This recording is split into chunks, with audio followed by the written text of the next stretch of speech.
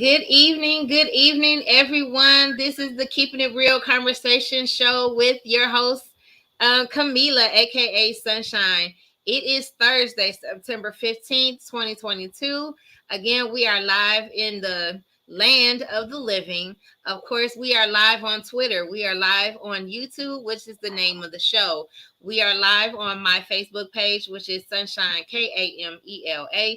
Even though that is not how you really spell my name, but however, find us where you need to find us. Again, we are live on Twitch. And yeah, so we're gonna get into it tonight. I have a wonderful guest. I'm excited to have him. Again, we believe in 6 degrees of separation here. You are one person away, one advice away, one help away from where you need to be in your destiny. It has been proven over and over again since we started this show almost 2 years ago. Again, this guest I met through someone else. Again, it's the 6 degrees of separation. Tonight, I have Robert Cooper in the house tonight. Hey. And I will get into his bio, and then we're going to get into this wonderful conversation. I felt in my spirit that we talking about traveling, and this is how we got into the conversation, and we'll get into that. But mainly, I'm excited and I'm happy for him that even though in his age, in his mature age, that he's still moving. He's still trying to make different adventures. He's not just staying in one spot and that's it. He's still writing his pen. He's still doing things out here. And I want you guys to understand this is a part of wisdom that we need to also sit down and gather in this information. This has been my first year of really doing a lot of traveling that I've done in the last 2 years. And when he started talking to me about the questions he had, which somebody referred him to me, I was like, who, me? Really? And I said, look, I think you need to come on the show because a lot of people don't know the information about traveling, especially internationally. And I think for our generation, we need to know all of these things that it takes to go overseas, to go and do all these things and still live. Because I want to travel this world before they try to say we can't do it. So again, Robert Cooper, born in a house in Tennessee, Yay. moved to Detroit in 1968 and left America in 1976. Y'all, I wasn't even born yet, okay? I wasn't even let me go back to this. I wasn't even born yet, you guys. And that's the funny part of the whole situation is I am excited that he's still moving. I wasn't even thought of yet. I Yeah, wasn't keep even moving. I wasn't even thought of, wasn't even thinking about it, wasn't none of this stuff. And he's here with me. So let me finish getting into his bio. I just got excited on that part. I'm so sorry, you guys. He left America in 1976, 2 years before I was born, for almost 5 years. He's a widower and retired from teaching Japanese in Detroit public schools. He planned to go to West Africa this winter, and he wants everyone to go with him. He wants to call this trip the West Africa Adventure. Again, you guys, I want you to welcome to the show Robert Cooper. Yay. How are you, sir? Hey, I'm doing great. That was really exciting just to hear you make that introduction. I'm like, who is that person? I love It's him. you. I It's love you. him. Yes, we all will get to learn and love this person that we are talking to tonight. Again, the conversation started with, I want to say, Will Pointer told me about you.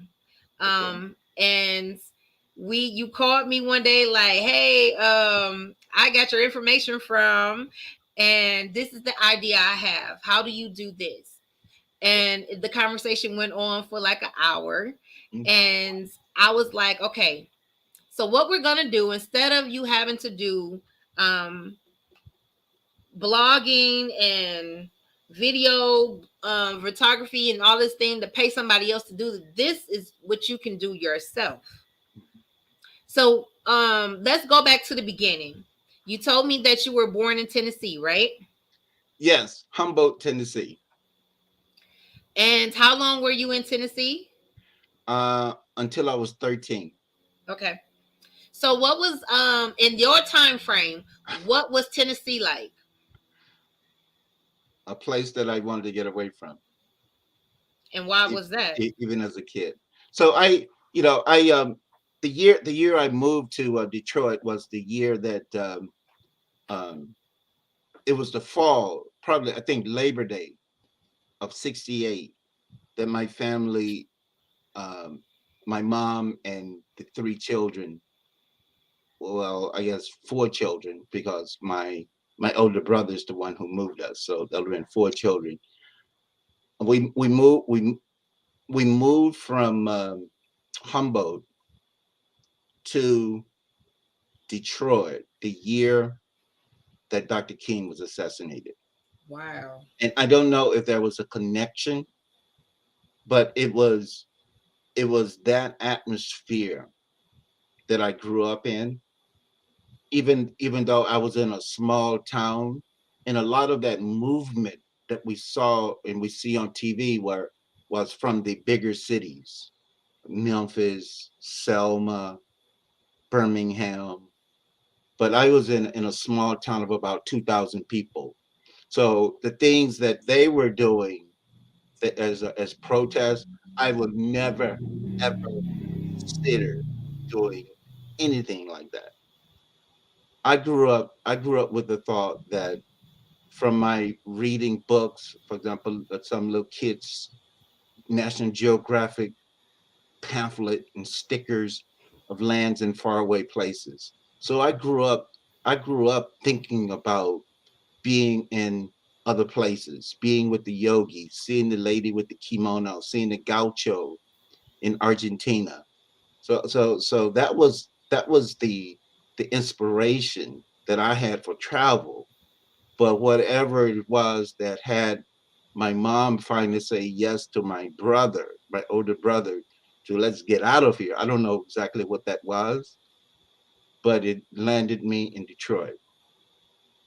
Okay, so during this time, of course, were you in Detroit during the riots, or was that No, the year after.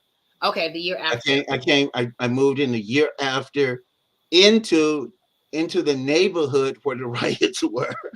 Wow. And, So and I that was want you kind to of a frightening thing. Say that again. right. So what I want you to realize that you are actually a walking historian. Huh. Huh. Because a lot of times as young adults, I'm gonna say them still young adults, um, we see a lot of the movies and we see a lot of commentary in books. But a Mhm. lot of times the knowledge that we get of like coming out of the real struggle, Yes. um we tend to put them in a nursing home. We tend to, put them in a corner and oh, we only dust them off on moments Yes. versus I want to sit at your feet and glean from you. I can't be a better individual to move forward if I don't know where I came from. Well, Where do I you get that from is some people who actually went through the struggle. yeah. So just to not take it lightly of your life, I want you to understand that you are actually a walking historian because you were there. Thank you. Yeah, I got that, and I got the acknowledgement. And also, what you presence is an aspect of the Asian culture that was introduced to, where the older person is the one who is valued as the the knowledge keeper, the one that you want to honor. Um, Not that it's 100%, but as a cultural phenomenon, it's almost like expected. And then your acknowledgement placing me there is like, wow. So it created something new. because I never considered myself as a walking historian. But you are. And And everybody, sometimes as this platform that I have, well, I'm gonna say God gave it to me for connection. I am a connector by nature. mm, And so a lot of is from one generation to another, or information that needs to be passed, but you just don't know how. mhm, So this right here, this conversation is needed in our society for us to go back to different cultures and really glean from the elders. I'm all for that because a lot of times, a lot of things that I experienced as a young adult, if I had someone there to give wisdom or get wisdom from, a lot of mistakes I would not have made yeah, because someone was pulling my coattail like, no, that's not a good idea, no, and actually showing me, not only telling me but showing me the consequences of my actions. yeah. And so again, I am totally honored that you are here with me, with us, sharing the knowledge that you have. So now we understand that you are in the city of Detroit, one of the baddest cities in the world, Yeah. well known for not only music, not only the car industry, but just gathering together in the mean or in the streets of adversity. Hmm. So you move from Tennessee, you're in Detroit, in the block of where the riots was, Hmm. and take us from there to growing up in the city of Detroit. The the one piece of the history that I dealt with personally is, moving from the Jim Crow South. I mean, I didn't have words like racism, Jim Crow, white supremacy, all these political terms that we throw around these days. I didn't have that type of language. I just knew where to act, how to act, where to go, who I would could talk to. I knew that my mom had some special connection to some non-African American people who could pull certain strings and get things done. And but moving to Detroit, one of the things I had to deal with the first time was the idea of being afraid of black people. That was one of the most shocking experiences of my Wait, you said you were afraid of other black people?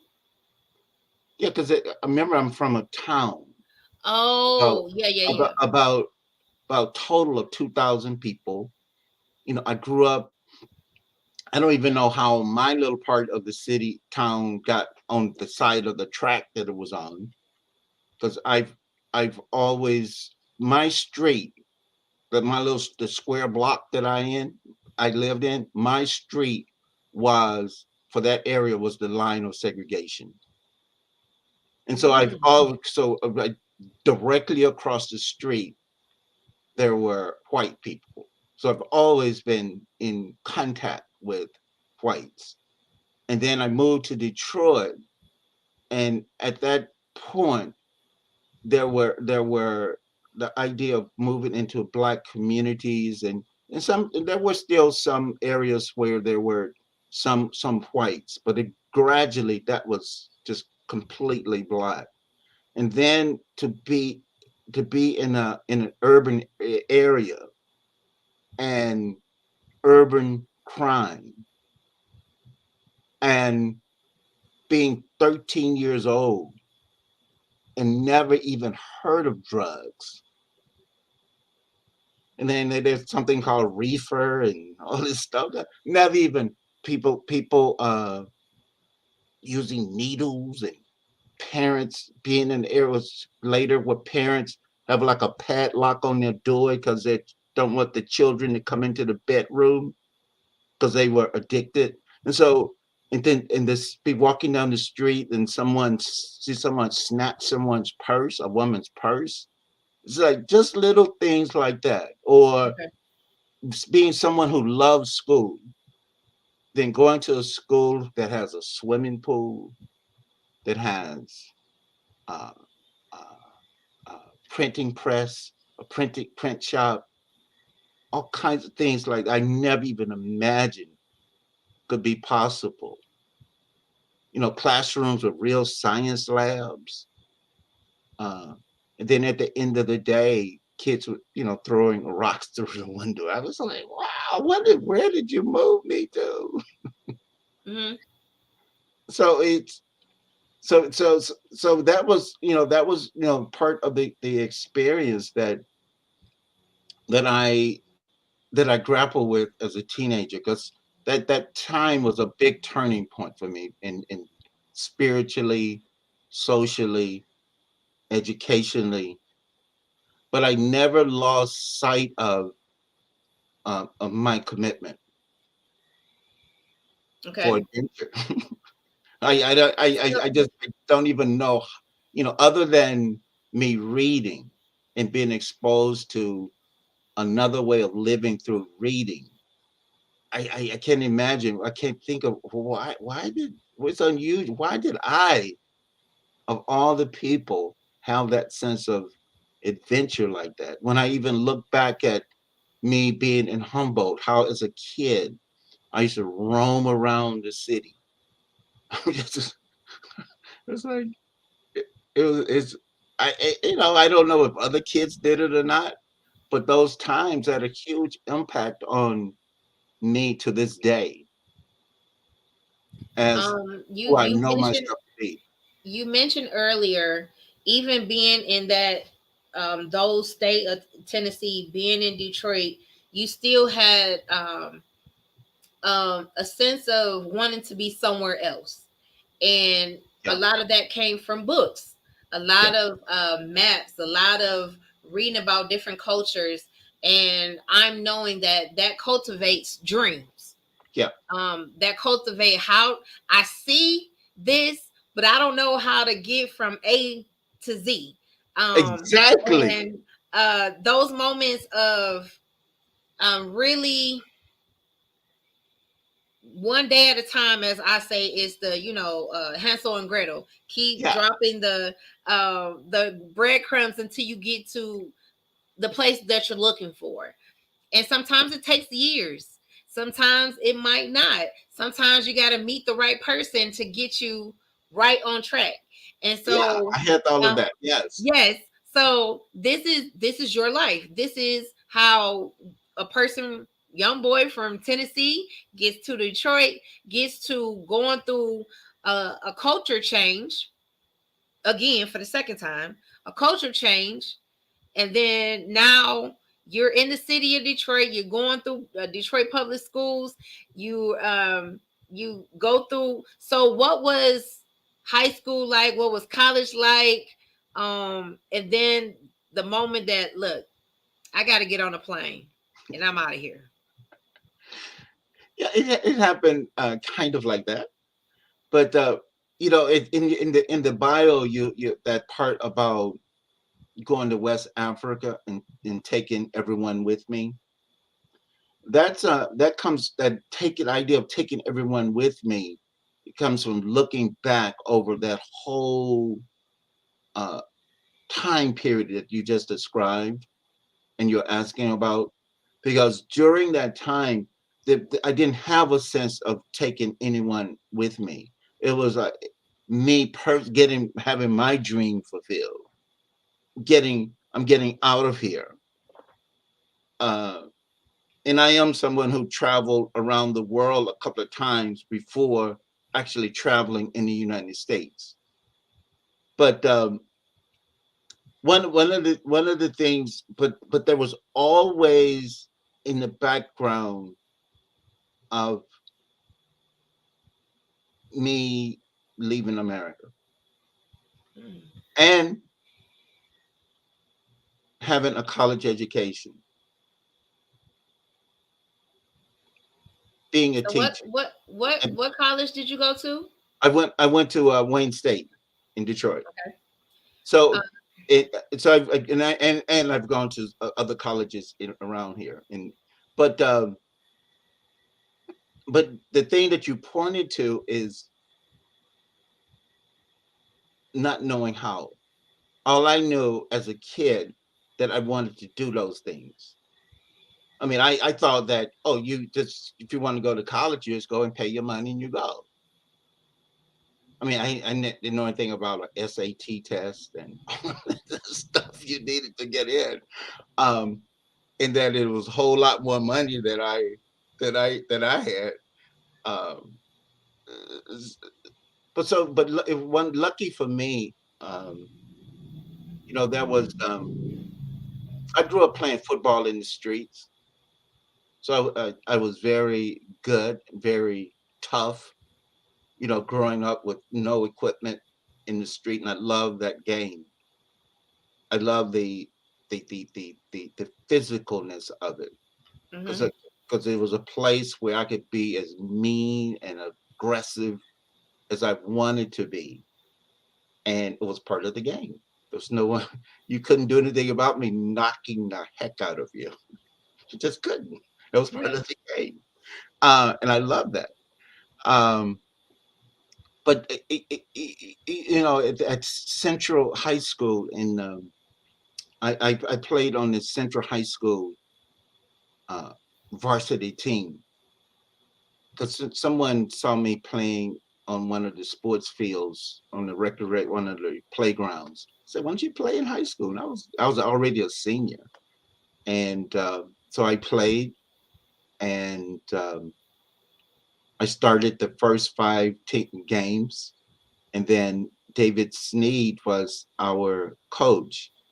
And in fact, they just had the 50th anniversary. Talking about being older than you, just had the 50th anniversary of that team being an all city team, 9-0, and being rated number two in the state. Uh, some people thought that, well, we just rate them, don't let them play because they may get into a fight. We just rate them number two. But out of that, some of the guys like Mike Jones ended up playing with, I think, with the Minnesota Vikings. He was the guy Tony Dungy's roommate, drafted over him, but Tony did some other thing. Mike was injured. Some of the guys went to Michigan State. I mean, University of Michigan. Uh, but I don't know. Somehow there's an opportunity came for me to go to Wayne State with a program called Project 350, which I later learned it was for kids who, well, decades later, someone presents to me, "Oh, it's because you got it because you were poor." I said, "Okay, I don't care. I got it." So, anyways, Right. I went, in 76, 73, 73, I went to Wayne State and couldn't play football because I wasn't even supposed to play because of my eyes because I had cataract surgery when I was 10 years old and on both eyes. And that's a whole other thing. That experience of living as a blind kid for a year with the nature of the surgery at that time and having the eyes covered, it's completely different now. So a few hours and you're back at it. But that wasn't the way it was for me. Um, but it was out of being at Wayne State and meeting a professor named Sandor Brent in psychology that I liked, and reading books like The Journey of Ixtlan and with Carlos Castaneda, Zen Mind, Beginner's Mind, books like that. And it really about meditation in Asia. But then one day, this guy Houston Smith, who was um, very renowned in the area of comparative religions, he introduced me to Sandy. Showed me a letter from Houston Smith about a study abroad program, and if I were interested. I looked at it like, I don't have the $6,000, but yeah, I'm interested. And just like, write a an essay, and I did that. And then I was selected, went on the study abroad program, 30 students, three professors, the students from like Harvard, Brown, Stanford, Columbia, places I had never even really heard of at that time. And then me from Wayne State. And so we went on the study abroad program and went to like 8 different countries doing comparative religion, anthropology, philosophy. And the last stop was Japan for 2 months. And I gave up. It was a dream come true. You talk about sitting at the feet of a master. That's what the opportunity was. Because I grew up out of my antagonistic relationship with my dad. Wanted this notion of having someone to submit my will to. Like, all these decades later, I don't think I still have done that. But it got me to the feet of a master. And so when it was time for the group to leave Japan, I gave up my plane ticket. Um, didn't have money to buy another ticket. Didn't have money to actually live there. But some people say, well, if you do this, you will be able to survive. And I trusted them, and I did. And so that 2 months in Japan initially turned into, okay, I'll just stay for the stint of my tourist visa for another 4 months. Then after 4 months or so, the 6 months, I was like, yeah, I think I will stay a little longer. And I was able to switch my visa from a tourist visa to a cultural visa, where I was sponsored by a Zen master at one of the most famous Zen temples complexes in Kyoto, Japan, at Daitokuji. And So let me get this straight. Well, I got 2 points. okay, Let's go with the first one. So when you went to Japan, you're on a study abroad. You didn't know Japanese at the time, right? I didn't. I promise you, you know more Japanese than I did. I I doubt that, promise. but yeah, okay. I So promise you. that's one. Uh-huh. So let me go back because I don't want people to skip over the nuggets that you're dropping. So you mentioned that you had to write an essay to get this scholarship to Mhm. go abroad. Yeah. You were in the company. Come on, y'all. You were in the company of some of the greats, as we say, the elite schools. Wayne State is not bad, but compared to a Harvard, compared to all these other schools, um, it had to be the bigger picture of God choosing you. I And don't want compared you, to how and compared to how I got in. yes. So I I mean, don't want you to skip over that, even though you might see yourself as the grasshopper, right? Or you don't belong in this space, but in this grand scheme of things, you really do. You just have to be obedient to actually walk in the door. I don't care. I tell this to everybody. I don't care if you got to do it scared. I don't care if your teeth is chattering, your knees buckling, whatever it is that whatever. See, the dream didn't come from you. It was mm, already embedded in you. mm, Over time, it starts showing itself. mm, Like this, Robert Cooper, this mhm. is what you're going to be doing. And you're like, but I don't know. I see it, but I don't know how I'm going to get there. And every step that you move towards that, here comes the doors that go wide open. I don't want you to miss over those nuggets because I'm hearing it big as day. Like, did he just? I don't think they understood what he just said. I don't care if you think you the least of them all. Yeah. We know that in Bible. You could be the least, not me. No, what about them? What about my brothers who are tall and they look good and this and that? And God, like, no, I didn't choose them. I chose you, the little scrawny one. Yeah. And yeah, thanks for presenting that, because it's really moving for me to hear you create that. Because I'm clear when I'm in the space in my area. I don't care who you are. I don't care if you have two, three, four, five PhDs or whatever. We're here together. I have something to contribute to you. You have something to contribute to me. And Absolutely. that's how That's and like that's I'm how like, that's how I live my let life. me pin this part because I don't um I don't want the nuggets to be like scooped over and we just know.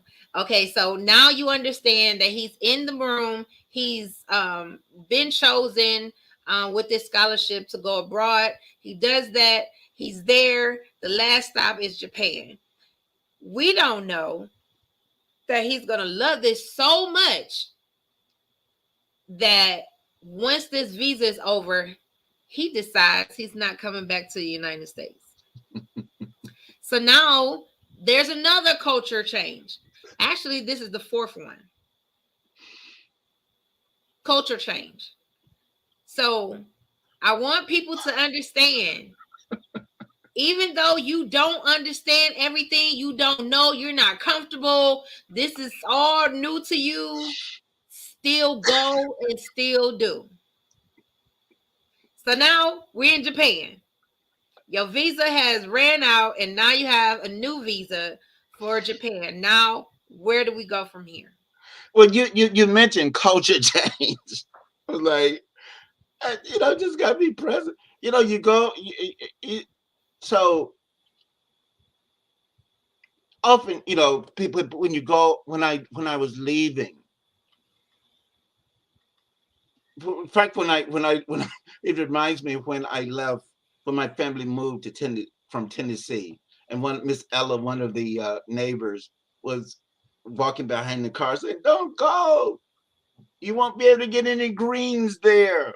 Don't go." And then, some, you know, less than a decade later, here I am leaving the country. Have no clue what the future was that I was stepping into. And I stepped into it. And, you know, people asking, or any black people there. In fact, Houston Smith, when I met him at the airport to be introduced and for him to fill me in on what this program I was joining, and he said to me at the airport, and he reminded me for decades of what I said, and he said that you'll be the only black person on this in this group, and he reminded me until he died at 90 some years old that I said basically, I don't care. When we leave America, we will all be strangers. And that right there, now that I think about it, that's an opening to culture change. Forget about the American politics, because once you're in another country like Japan, you don't talk about chopsticks. You don't even know how to eat. The Japanese bath, that thing, it's so hot. I stuck my toe in the first time, like, oh no. But later I was able to get into a really hot bath. But you don't even know how to take a bath. If you're wearing traditional clothing, you don't even know how to dress yourself. Don't know the language. Don't even know how to say hello. And as some people discovered who learned, some basics through classes, you don't even know how to say, "Where's the bathroom? Where's the toilet?" The important things. Uh, so, but then to reach a point over time where I'm working at the doing some cleaning at the Zen temple in Japan, and I have my little white towel tied around my head, bald as I am now without a beard, but just bald. And Japanese are asking me for directions, and I'm giving them directions in Japanese. Like, this is crazy. But But even in that, sometimes we are placed here and can I we're just say told, one thing before we go there? uh-huh, It's one thought I have. Because that part of the culture change is that we uh, bump up against who I think I am. mm, We don't have a clue of who we are. mm, In America, we think we're something about black, white. Who you are as a human being has nothing to do with that. that's good right there. And and culture with just being outside of one's culture, you get how much of it is culture. Then you have to go beyond that because you're not your culture either as a human being. And it takes something. It really takes something to be with life as it is and being willing to ongoingly just give up who you think you are. That is a good point. Like, um there was a moment in life where if you saw my mother and you Mm. look at me, you'll automatically, oh yeah, that she split an image of her. And so for me, it was, I want to be an individual. I don't want to look like her. So I was always dyeing my hair. I was always doing something different to myself. So when people would see me, they would see me and not my mother. And so over time, it was like, regardless of what you do to yourself, you still gonna be her daughter. So, like I was saying earlier, it's amazing how when you have experiences in life, it changes your mindset. It changes how you move in life. Sometimes as trailblazers, it's not easy, but you understand it's not about you. Robert, what you have done, it wasn't about you. It was for you to tell us on September 15th, the journey, there's no limit to traveling. I don't care what you're doing. I don't care how old you are. You still have life to live. And this is why you're here. Yeah. It wasn't easy. That's what he's telling you. He's had culture change since he was a kid. He's been dreaming, he's been seeing, I need to be somewhere else. I got to be at this place. That vision didn't come from him. And even in that, every little step he's been taking has eventually gotten him to where he saw years ago. So now he's in Japan, learning the culture, learning the language, learning. And I'm sure it was frustrating. I'm sure it was like, I don't know if I could do this. For a whole year, I didn't even try to study Japanese. It was like, what would I do with this stuff? I mean, I'll be leaving soon till I reach the point is I don't know when I'm leaving. And then I come back. It got me into the University of Michigan, and it got me into Detroit Public Schools with looking for starting a Japanese language program, and I set that up and introduced the Japanese language to the Detroit Public Schools, and was in the classroom for 25 years and about 5 years. Then I retired. But then, and had the opportunity to work at a school, the foreign language immersion culture studies school. that when had a tremendous amount of freedom as a teacher to teach, to have input into the school, to run the school, create curriculum. Uh, a lot of that is changing, that opportunity with that, even with that school.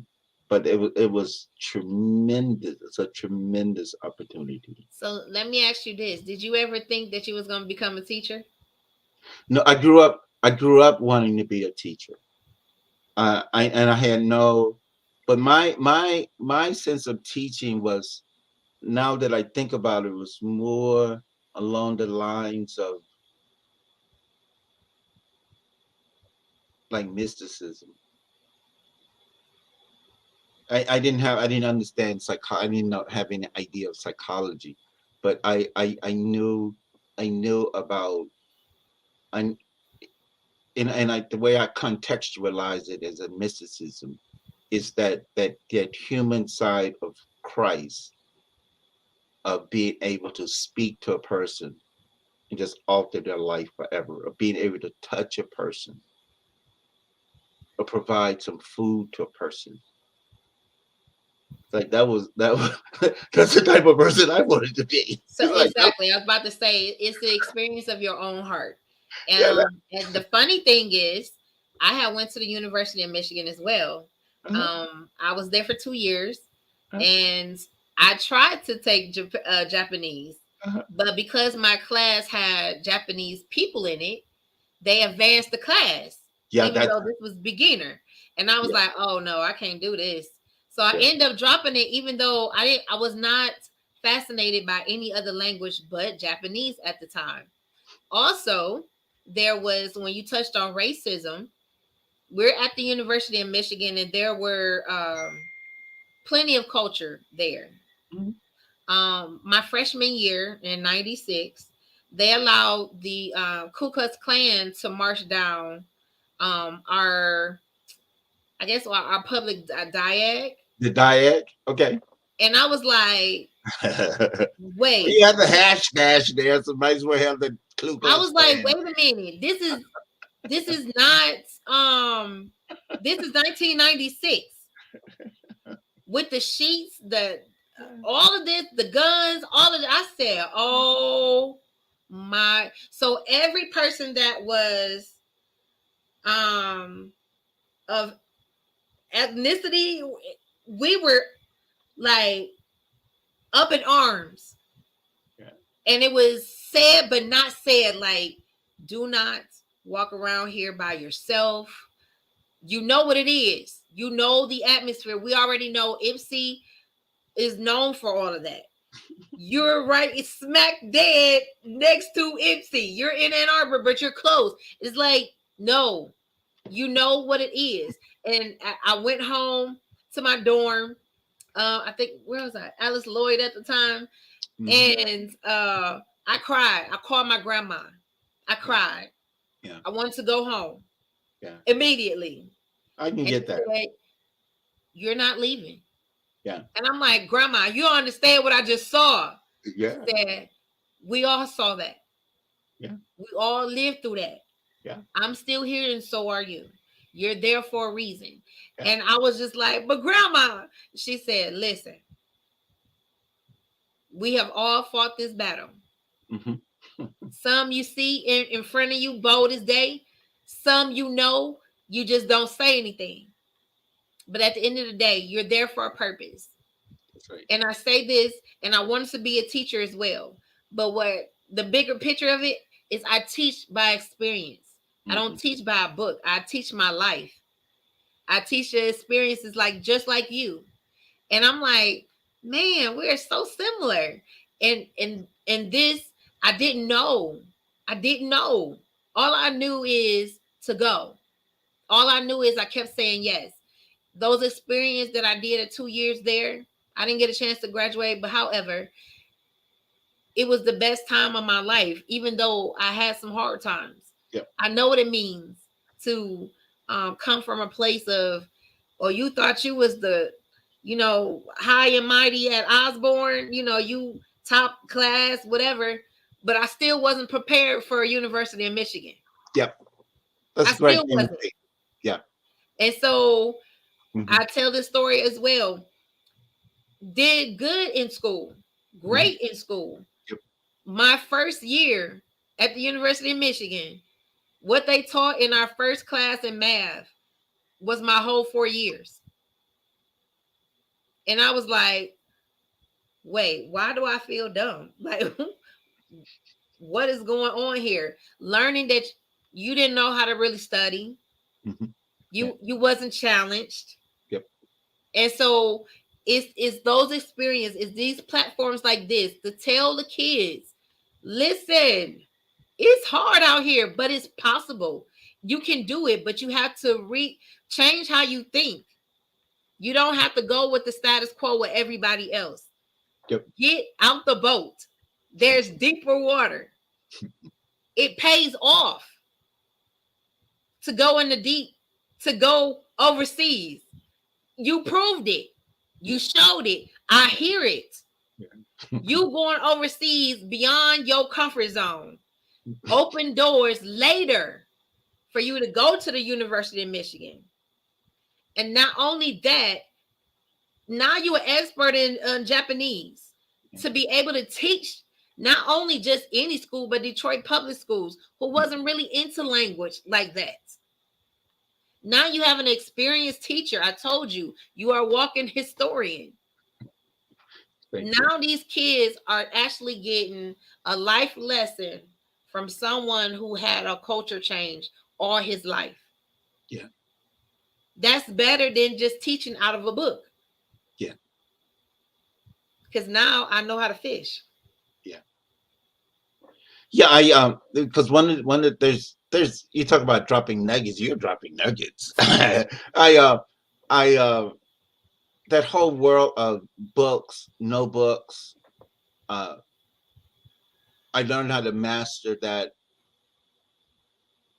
out of my experience in with working with a Zen master, because part of Zen is the idea is there is transmission beyond the books. But when you're in those traditional cultures where someone has been studying and building on the same spot in some part of the same building for the last 400 years, going back all the way back to the 1600s.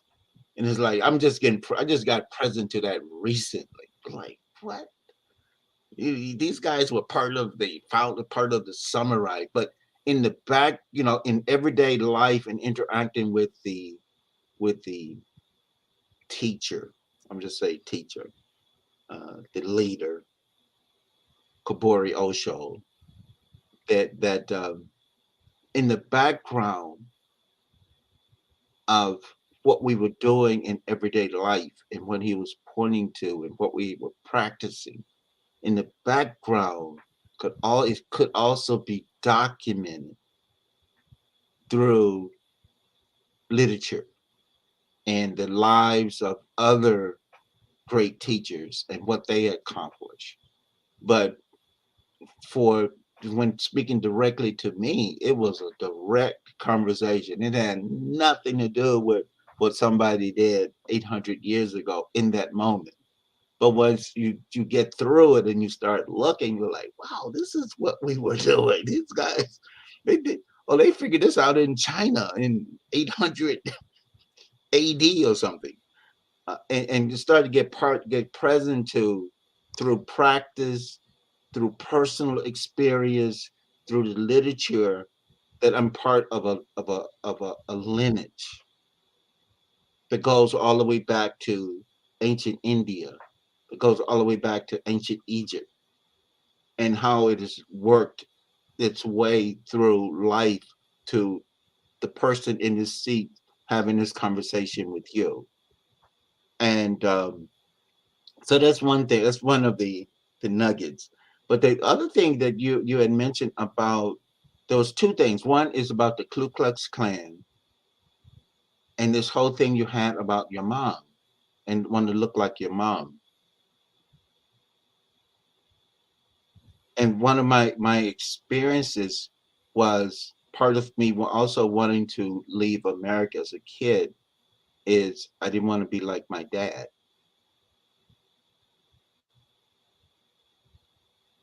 and um, that was part of it. And I wanted a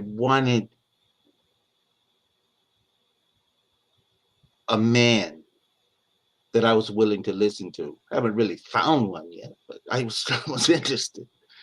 Um, I guess that's not exactly true what I just said. So let me take that back. Um, but I that was it was like something about my dad, and he like my dad couldn't read and write, and then my mom had about a second grade education, whatever that meant, and so that experience propelled me on in life. But I reached a point. It's on YouTube under Satoshi Shakur's Secret Society uh, Storytellers, under my name Storyteller. There's me telling the story about discovering the love of my father, how my father loved me, because I had it that he didn't, and all those things. What gave me some freedom eventually is getting that all those things that I didn't like about my father, that I wanted to get away from, was really myself. And that was his contribution to me. And reaching a point where I had to acknowledge him and thank him for his contribution to me. And to be able to reach a point to that even taking that experience forward, and even being with the Ku Klux Klan, walking across the diag, whatever whatever comes up in me out of seeing that, is their contribution to me, because I have the tools to be whole and complete with any experience that I have. There is nothing with some outside thing running my life. It's like it's all right here, and reach a point where I can be grateful for that type of disturbance, where I'm just discombobulated because something I hear or see, because I have confidence in the conversations I have available to me, the relationships I have available to me, the ability to sit in a situation until it disappears. And I think that's the other thing that kind of propelled me out into life, is I did have an experience when I was really young of being able to just be with myself, and having this emotion just lift, because I used to cry a lot, and just having an emotion lift and get that, oh, that was just a thought behind behind that emotion that I didn't even know that I had.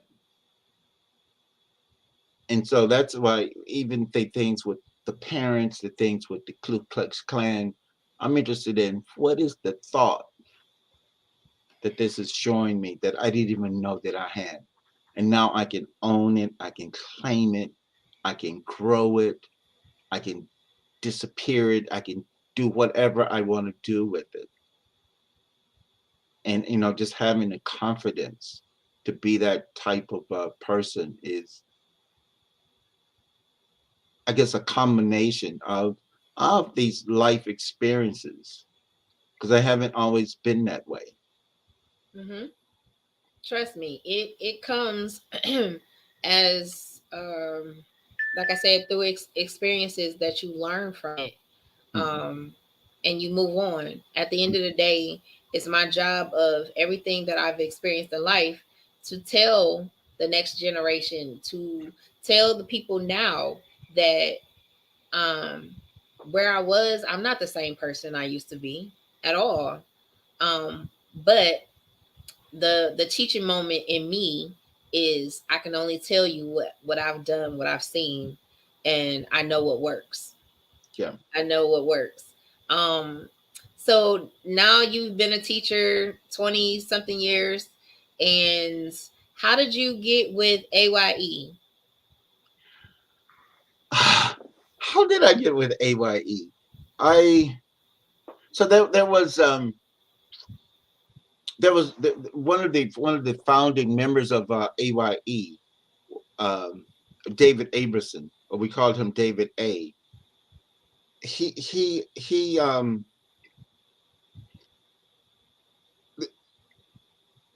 He and Gene Reitoch started AYE. After they had really assisted and promoted this Challenge Day project, and they were thinking of starting another type of organization where we could still do Challenge Day and do other types of initiatives in the community and make a difference with people. And he chose, you know, they needed someone to serve as the president, and he chose me. And so I took that role on as serving as the president for that. And one of the things that David A. and I, even though he called himself a redneck. He was from South Carolina. I'm from Tennessee. Um, but he had done some other transformative work and conversion work, and he and I were like became brothers,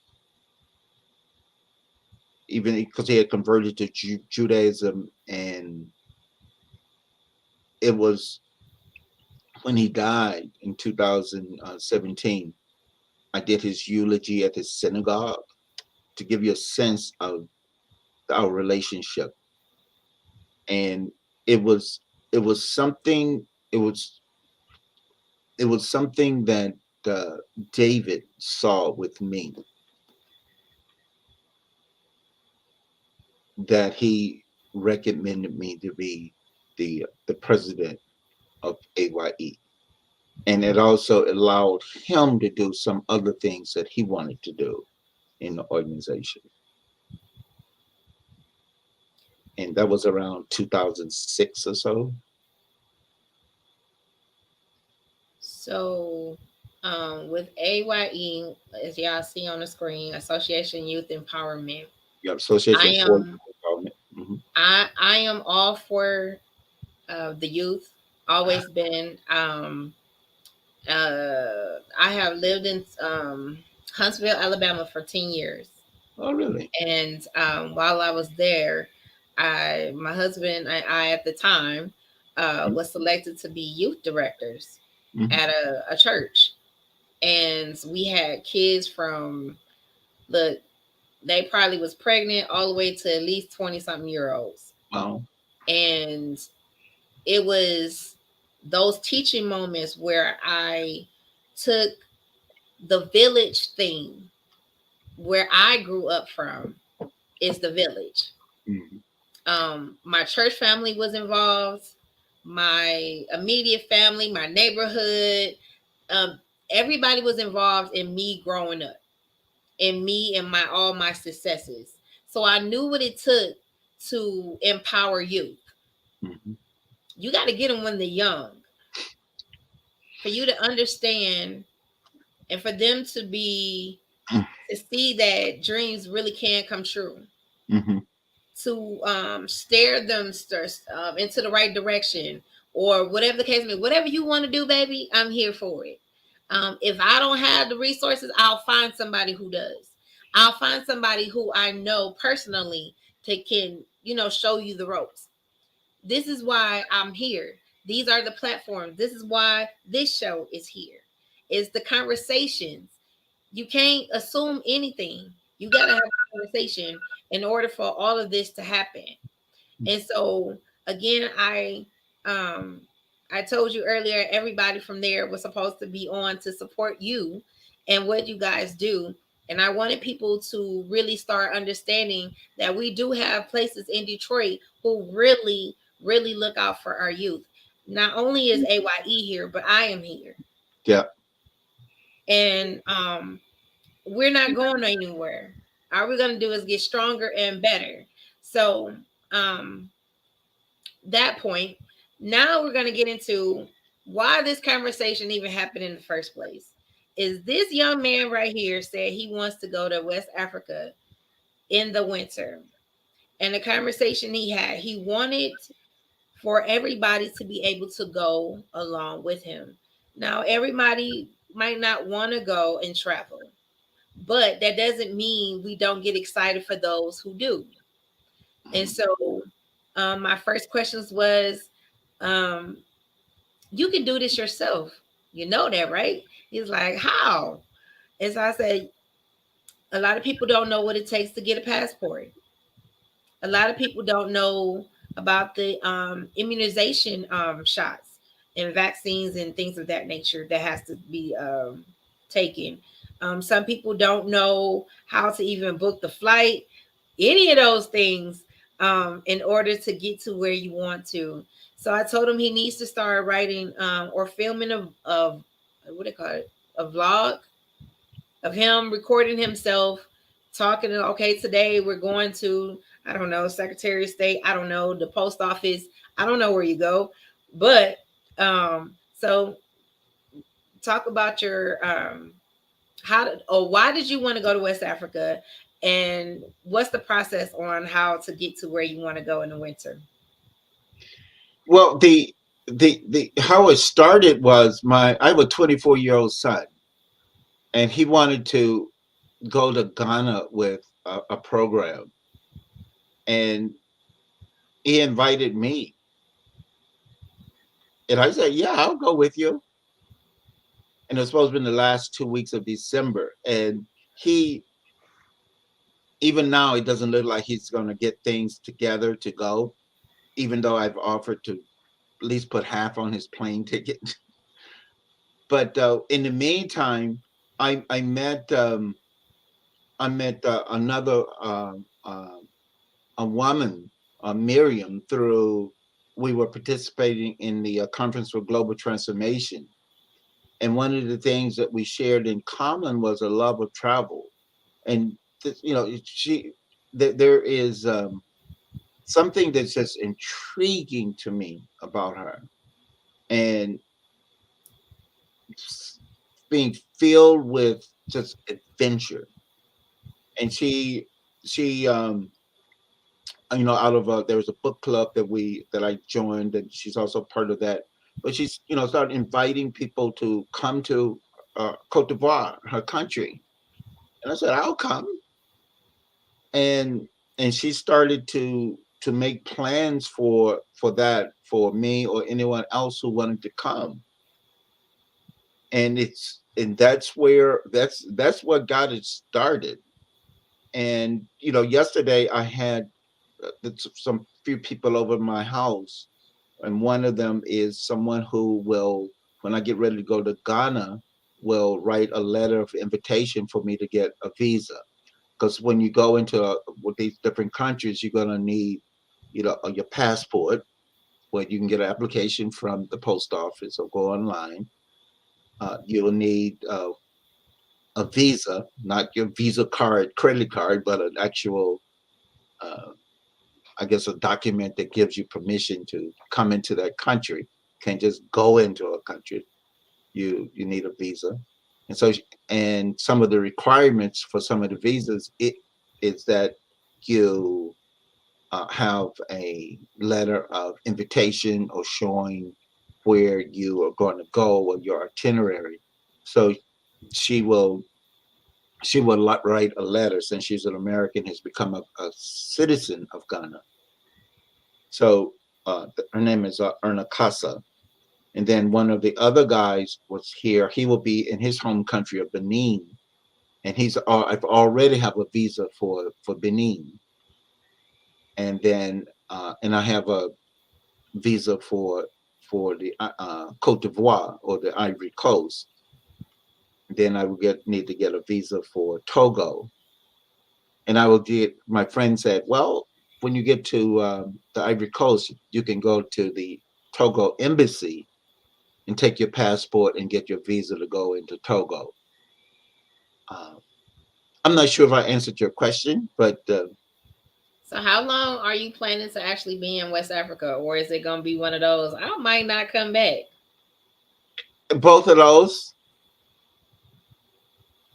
my friend Shabi and Denis and they were former colleagues of mine at the foreign language immersion and cultural studies school, and we've become close friends.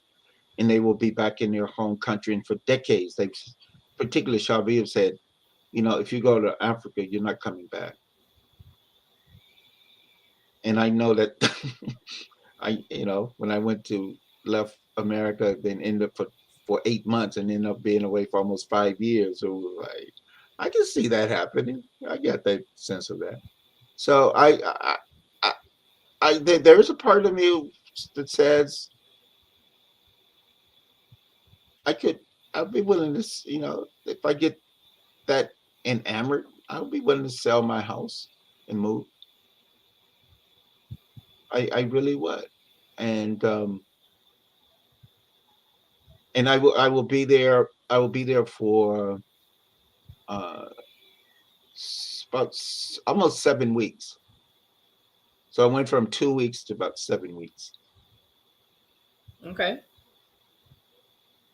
Well, again, I'm interested. Of course, I will always be here to help you to um, put it out here and to put on YouTube for those who need to know the journey of how to go to different countries, the visas, the like I said, the vaccinations, all these things that you have to actually do research to know. You don't want to be in trouble, especially in a different country.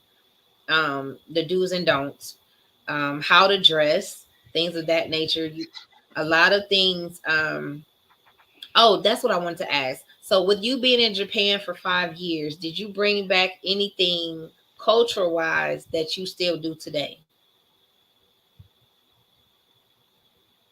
Yeah, I recently, one of the main things is I recently got back into uh, doing meditation, quiet sitting twice a day,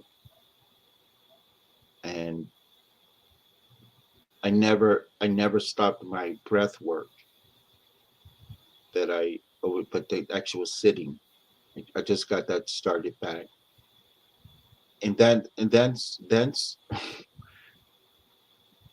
the way that I eat and cook is influenced by that culture. Um,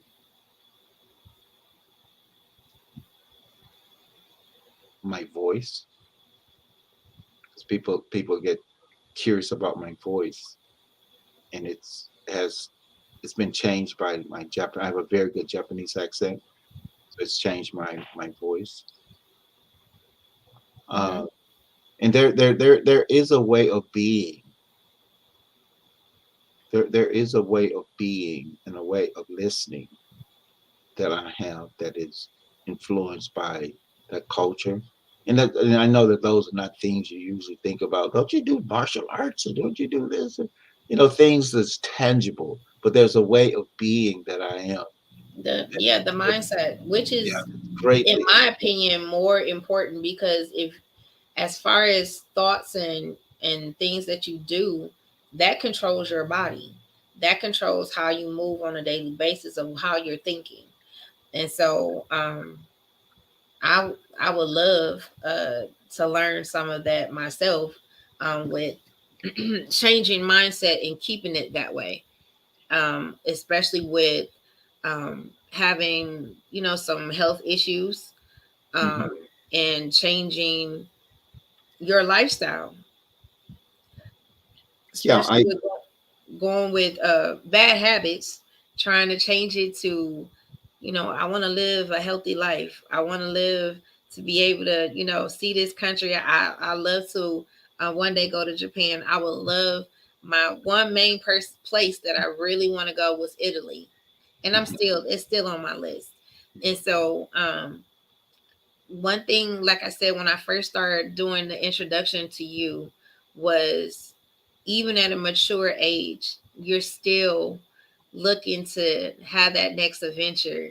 Um, and that's the part that I glean from. That's the part of, just because the world says at a certain age you should be doing such and such and such and such. No, that's that's not, and I don't accept that. And so again, I know we're running out of time, but I have truly enjoyed you. I have truly enjoyed our conversation. I'm looking forward to hearing about your journey, the things that you have to do to travel to West Africa. And I'm definitely going to be looking forward to the conversations once you get there and enjoy another culture. And even for those who don't understand, even though West Africa is big, Africa in general is big. Big. It's a So continent. Yeah. at the end of the day, one place to another is probably another culture change. And so I'm excited that I get to talk to a man who's constantly, his life is a culture change. And is he's not afraid to do it. He's done it his whole life. And this is why we had this conversations, blessings, that people need to see this. People need to hear it. It's not just in a book. It's not just in a book. This is real life.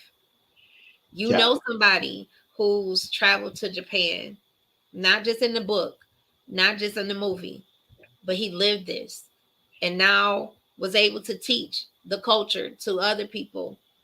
And then on top of that, to have a life of his own. He has a son, and to be able to share these things, these nuggets, these wisdom with us. He didn't have to. And I don't consider myself as a journalist. I'm a person that I'm concerned about you, your whole person. Mhm.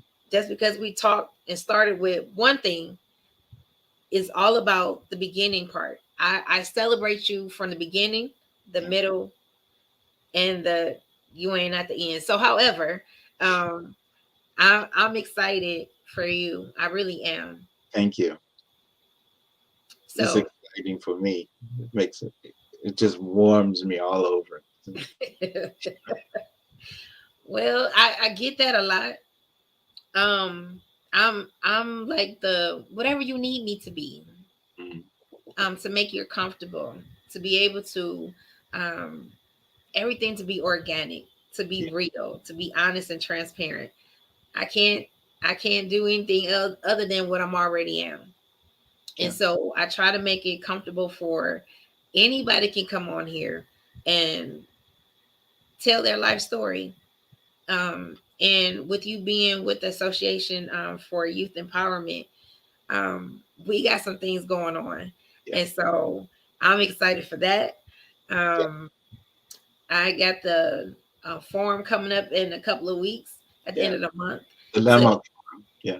Yes, and so again, to be able to dig in and learn more about myself, and Yeah. so Yeah. That's a great 3.5 day experience because I've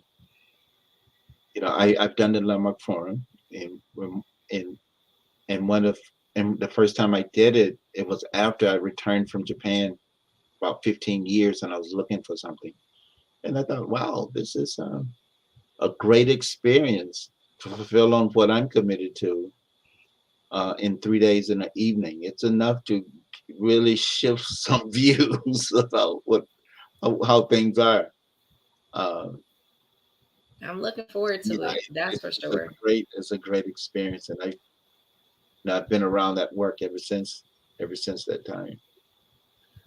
And this is exactly why I'm excited for um, the gym, because even just talking to you, um, I hear so much. I hear so much wisdom. I hear so much that You have no idea the lives you really touch on a day-to-day basis. You have no idea. And I think more people who saw you today and will, replay this, they'll have another look at you in a whole different way, like I didn't know. See, that's the thing about us humans. You never know until you have a conversation. You can't assume anything. Behind those eyes tells a real story. Who knew that you had cataracts at a young age? Yeah. Who knew you survived that for a year being blind? Yeah. Who knew? See, even in that, God had his hand on you. It could have been a whole nother way. You could have been like the Stevie Wonder. You could have been like Ray Charles and not get your sight back. Yeah. But look at God. Yeah. Don't get me started. Behind that, there's still a heart of gold. And God still got more work for you to do. Yeah, because it's just opening up the whole experience of I am and Mm-hmm. discovering what that is. Just declare I am and getting connected with that conversation. Oh, even man, it's almost, even though I'm 43, Mm. every day that journey becomes easier. Why does it come easier for me? Is I'm okay with not knowing. Mm. Because when you know everything and all of that stuff, you you think is this way, and in reality is not. And so I am trusting every day that whatever God has for me that day to do is that day. I can't worry about tomorrow because tomorrow has its own issues. But in that moment, whatever He wants me to do, whatever He wants me to say and talk to that person, I am just a available vessel to be used. I don't care who you are. You could be Beyonce. I don't care. At the end of the day, we all are human and we all have a journey. We all have a history. We all have a past. We all have all of these things. But at the end of the day, is what's important is what you're doing today. Mm. What you doing today, Mr. Cooper? You're talking to me. And that's right. You're talking to me. Creating a future. Talking to you. This is what it's all about. You're about to travel to a whole nother continent. In me saying that I just got present to it's not also that I'm creating a future, but also at the same time I'm fulfilling a future. Absolutely. Because I was thinking earlier today about we talk about building, planting a shade tree for the next generation, and I just started to get that for my life, the shade tree is not like an acorn tree necessarily, but the people in my life. You better say I it. get to be the shade tree for someone. That's what I'm hearing out of out of what you've been creating as being this elder, the wise one. It's like, hey, I get to be a shade tree. Yeah. And what does that do? A lot of times when, you're in the heat of the day, and for some places it's really hot at night. Mm, But in that moment, I get to go in this place of safety mm, where in this moment, even if I'm tired, I'm drained, I'm dehydrated, I can go under this person. I can go under his arms, and for a moment, I can relax. yeah, I can reset. yeah. You can only do that in a safe place. I think. I mean, I just got that for myself today. Really, thank you. Yeah, that's exactly it. So, um, I am getting ready to let you go for the evening. But you guys, for those who are on, of course, I wanted you to like, share, and subscribe to the YouTube channel. I hope you enjoyed this wonderful conversation that we had tonight. I'm sure this will not be the last time. Again, if you I hope. want to donate, if you want to sow a seed for the show tonight, the Cash App is there. Sunshine Camila, Kamillah. That is how you really spell my name. Um, and it was only because of people mispronouncing my name. And so, again, if you want to donate, sow a seed, the Cash App is there tonight. Again, Mr. Cooper, I enjoyed you. Blessings to you. Again, I want you to understand that you are a walking historian. Mm, You are someone to reckon with, not only because of the things that you've been through, but the things that you have accomplished, mm, that you are in the history books mm, and you're constantly making history every day that God decides to wake you up.